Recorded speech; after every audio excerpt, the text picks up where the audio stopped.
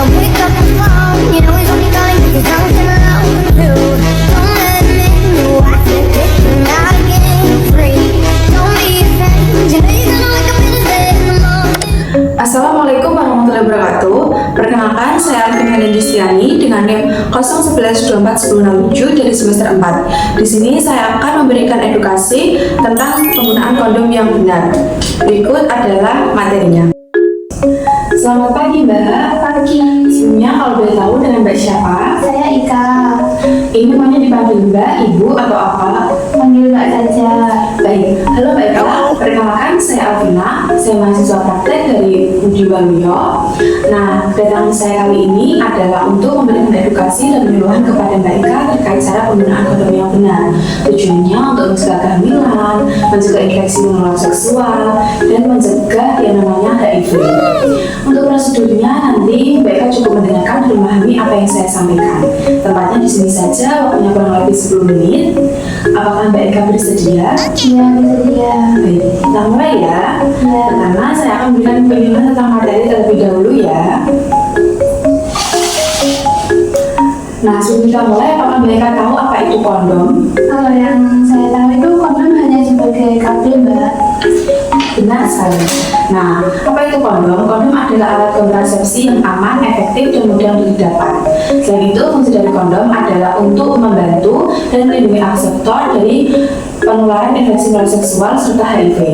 Fungsi dari kondom sendiri yaitu untuk menampung sperma agar tidak masuk ke vagina maupun ke rahim wanita. Selain itu juga untuk mencegah yang namanya penularan infeksi menular seksual serta HIV dan mengendalikan wabah. Nah, untuk selanjutnya, manfaat dari kondom sendiri itu bisa sebagai kontrasepsi dan sebagai non-kontrasepsi. Dikatakan sebagai kontrasepsi karena yang pertama, efektif jika penggunaannya benar, tidak mempengaruhi produksi ASI, tidak mempunyai pengaruh sistemik, sebagai kontrasepsi sementara, ekonomis, murah dan mudah didapat.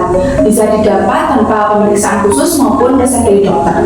Yang kedua, dikatakan sebagai non-kontrasepsi karena peran serta suami untuk BKB, mencegah IMS atau infeksi menular seksual, mencegah ejakulasi dini, mencegah imunoinfertilitas, dan adanya interaksi sesama pasangan, sekaligus mengurangi insidensi kanker serviks. Nah, cara kerja dan keefektifan HP kondom. Mekanisme kerja kondom sendiri itu adalah untuk menghalangi masuknya spermatozoa ke dalam traktus genitalia internal wanita. Nah, efektivitas kondom sendiri itu tidak terlalu tinggi, hanya sekitar 3-4 kehamilan per 100 wanita dalam tahun pertama. Nah, apa sih kelebihan HP kondom? Apakah Mbak Ika tahu kelebihannya? Belum tahu, Mbak. Baik, kelebihan HP kondom sendiri yang pertama itu tidak menimbulkan efek hormon. Yang kedua, tidak mempengaruhi yang namanya produksi ASI, melindungi dari IMS atau infeksi menular seksual. Dan kondom itu mudah didapat tanpa resep dari dokter. Selanjutnya, untuk kekurangannya, apakah Mbak Ika tahu? Belum. Nah, untuk kekurangannya, keefektivitas kondom sendiri itu dipengaruhi dari cara pemakaian dan ketaatannya. Dari Kemenkes sendiri menyarankan untuk selalu menyediakan kondom setiap kali mau berhubungan seksual. Banyak klien mengeluh saat menggunakan kondom itu sangat mengganggu jika melakukan hubungan seksual. Dan kurangnya minat pria untuk menggunakan kondom setiap kali berhubungan seksual itu dipengaruhi oleh kurangnya pengetahuan dan kurangnya dukungan dari istri. Selanjutnya adalah cara penggunaan kondom yang benar ya Mbak, saya akan mempraktekannya. Nah, sediakan kondom setiap kali berhubungan seksual ya untuk mencegah kehamilan, menolak infeksi menular seksual dan HIV. Ya. Nah, agar perlindungannya lebih baik, gunakan kondom bersama dengan spermisidanya sesuai petunjuk penggunaan. Buka kemasan kondom itu jangan menggunakan gigi maupun benda tajam seperti gunting dan pisau karena dapat merusak kondom. Nah, pasang kondom itu saat penis tegang sebelum berhubungan seksual. Pasangnya itu dari ujung ke pangkal. Saya praktekkan ya. Sebelum memasang, sebaiknya kita mencuci tangan terlebih dahulu. Apakah Mbak Ika sudah tahu cara mencuci tangan yang baik dan benar? Sudah. Nah, hebat sekali. Cara mencuci tangan yang baik dan benar adalah dengan cara menggosokkan kedua tangan terlebih dahulu, kemudian punggung tangan secara bergantian, sela-sela jari, lalu mengunci bagian ibu jari, setelah itu kuku jari. Bisa juga ke pergelangan tangan.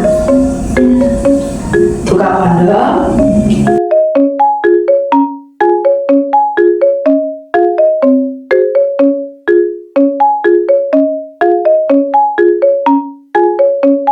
Nah, pasangnya itu dari ujung ke pangkal seperti ini ya Mbak. Dari ujung lalu dari ke pangkal agar pemasangannya baik. Nah, setelah berhubungan seksual, kalau mau mencabut penis dari vagina, pegang bagian pangkal kondom agar kondomnya tidak lepas dan cairannya tidak tumpah. Nah, saat melepas kondom dari penis, lepas di luar vagina agar tidak terjadi kebocoran sperma. Kondom itu hanya bisa dipakai satu kali saja, tidak bisa dipakai berkali-kali. Buang di tempat sampah yang aman, jangan dibuang di toilet. Nah, simpan kemasan kondom di suhu ruang yang sejuk dan kering. Jangan disimpan di suhu yang panas karena dapat merusak kondom. Iya, Mbak. Hindari juga kemasan kondom yang rusak maupun kadaluarsa, apalagi kalau kondomnya itu sudah kusut maupun rusak. Nah, hindari juga penggunaan gel yang berbahan dasar minyak seperti minyak goreng maupun petroleum gel karena dapat merusak kondom. Gunakan berbahan dasar yang air jika diperlukan. Baik, pemaparan materinya sudah selesai. Apakah yang ditanyakan, Mbak? Tidak ada. Nah, apakah Mbak masih ingat kelebihan dari penggunaan KB kondom itu apa? Untuk kelebihan KB kondom selain mencegah untuk kehamilan, yaitu untuk mencegah penyakit infeksi menular. Karena saat ini angka HIV di Indonesia sangat tinggi. Baik, benar sekali. Kedepannya kalau Mbak Eka ingin berhubungan seksual, selalu sediakan kondom ya, untuk mencegah kehamilan dan sekaligus mencegah penularan infeksi menular seksual. Baik, jika tidak ditanyakan, saya izin memberikan perawatan. Terima kasih atas kerjasamanya hari ini. Sekian materi dari saya. Dengan materi ini, saya harap masyarakat Indonesia bisa lebih memperhatikan tentang kesehatan seksual dan untuk tidak melakukan hubungan seksual sebelum menikah maupun hubungan seksual yang bergonta-ganti pasangan.